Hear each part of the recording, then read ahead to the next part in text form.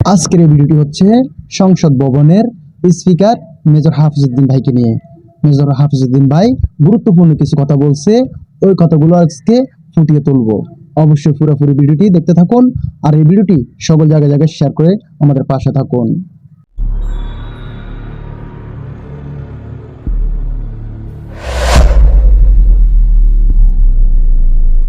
আসসালামু আলাইকুম প্রিয় দিনী ভাই বোনেরা, আপনারা কেমন আছেন? আশা করি খুব ভালো আছেন। তো ইতিপূর্বে আমরা দেখতেছি রাজনৈতিকের বিষয় নিয়ে, তো আমরা আসলে কিছু গুরুত্বপূর্ণ কথা বলবো।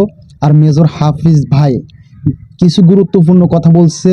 তো আপনারা তো দেখতে পাচ্ছেন মেজর হাফিজ ভাই এখন বর্তমানে স্পিকার এবং উনি হচ্ছে আমাদের ভোলা লালমোহনের এরকম এমপি।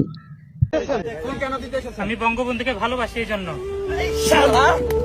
বঙ্গবন্ধুর নাম মুখে নিতে এক তরুণকে উড়াদুরা মারধর করতেছে, আরেকজন যুবক মারতেছে আর বলতেছে আবু সাহেদকে তুই গালি দিচ্ছিস, মীর মুগ্ধকে তুই গালি দিচ্ছিস।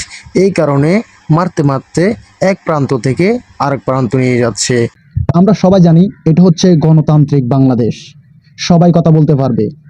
তো সেই জন্য কি মারধর করবে, এটা কেমন হয়ে যায় না? সবার থেকে কথা বলতে হবে। যেহেতু এটা হচ্ছে স্বাধীন বাংলাদেশ, অবশ্যই সবার থেকে কথা বলতে হবে। আপনি যে দল করেন না কেন, আপনার কথা বলার অধিকার অবশ্যই এই বাংলার জমিনে আছে। তো এই নিয়ে দেখলাম খুবই মারধর করলো একটা ছেলেকে, হয়তো বঙ্গবন্ধুর নাম মুখে নিছে, তাই এই ছেলেটিকে অত্যন্ত মারধর করলো একজন যুবক। আমরা এখন মেজর হাফিজ ভাই থেকে কিছু কথা শুনবো।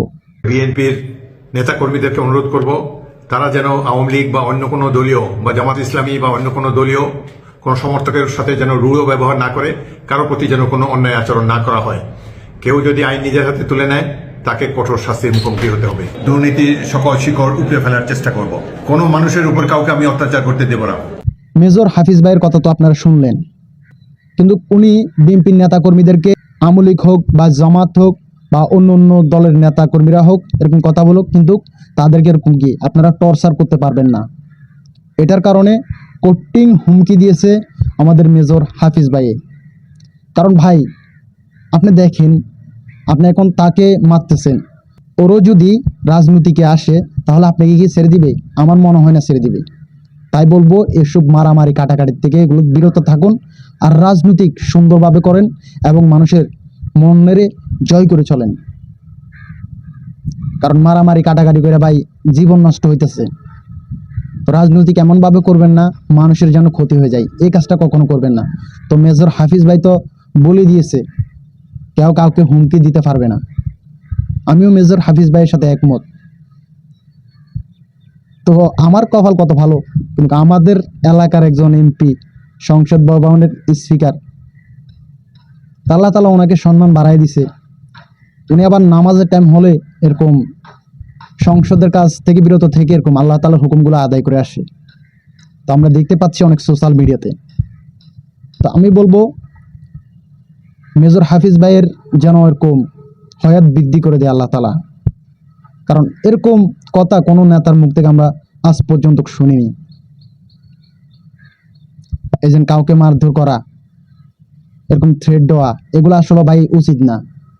আমি তো এই জন্য চিন্তা করতেছি রাজনৈতিকের ভিতরে এত মারামারি কাটাকাটি কেন হচ্ছে। আজকে তাকে সুযোগ পায় আপনি মারতেছেন, আরেক সময় ও যদি সুযোগ পায় আপনাকে মারবে। তো কেন মারামারি করতেছেন, কেন কাটাকাটি করতেছেন? এগুলোর থেকে বিরত থাকেন আর সুন্দর করে রাজনীতি করার জন্য চেষ্টা করেন। রাজনৈতিক এমনভাবে করবেন যেন মানুষের ভালোবাসা পায়, ভালোবাসা দিবেন এবং কি ভালোবাসা পাবেন, এটা হচ্ছে রাজনৈতিক। ভাই আমার উদ্দেশ্য হচ্ছে কাউকে ছোট করা না, সবাই সংশোধন হওয়ার জন্য চেষ্টা করেন আর মানুষের মনেরে জয় করার চেষ্টা করেন। আর এমন কোনো কাজ করিয়েন না যে কাজের কারণে আপনার দলের এবং আপনার নেতার এবং আপনার ক্ষতি হয়ে যায়, এমন কোনো দল করিয়েন না। এমন দল করুন যেন আপনিও ভালো থাকেন এবং কি মানুষের যেন এরকম কি ভালো থাকে। তাই বলবো এসব মারামারি কাটাকাটির থেকে বিরত থাকুন, কারণ মারামারি কাটাকাটি এগুলো কোনো সমস্যার সমাধান না। কাটাকাটি মারামারি এগুলো হচ্ছে আরো জঘন্য ধরনের ক্ষতি। আপনি তাকে এখন সুযোগ পায় মারতেছেন, সে আবার আপনাকে সুযোগ পায় পরবর্তীতে মারবে। তো এর কারণে আপনাদের নিজেদের জীবন নষ্ট হয়ে যাবে বা ধ্বংস হয়ে যাবে। তাই আমি অনুরোধ করব, এই মারামারি কাটাকাটি থেকে বিরত থাকুন, কখনো এগুলো করিয়েন না। এমন রাজনীতি করুন যেন মানুষের ভালোবাসা পায়, এবং মানুষের ভালোবাসা দিবেন এবং মানুষের থেকে ভালোবাসা অবশ্যই পাবেন।